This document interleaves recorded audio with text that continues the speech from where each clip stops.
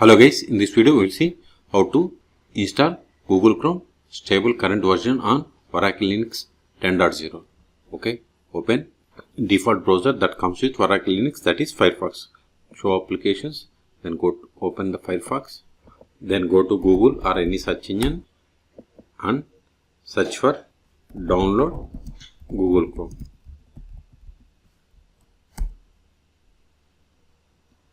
Then click on Google Chrome web browser. Then click on download Chrome. Then for Oracle Linux or Fedora or Alma or RHL, we have to select this 64-bit RPM package. Click on accept and install. See, download started and its size is 115 megabytes. Wait until download completes. Once download completes, then we will install this RPM package. See, we have successfully downloaded.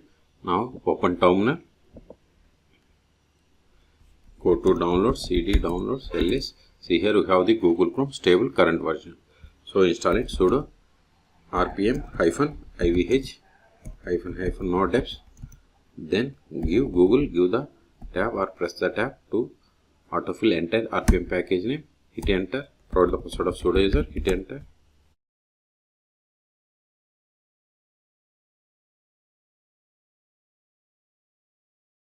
See, we are installing Google Chrome stable version 138.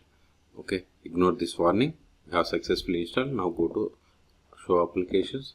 See, here we have the Google Chrome. Click on it to open. See, if you want to make Google Chrome as the default browser, you have to select the checkbox and automatically send usage statistics and cross reports to Google. You have to select this one. It is up to you. I don't want either of them. Click on OK.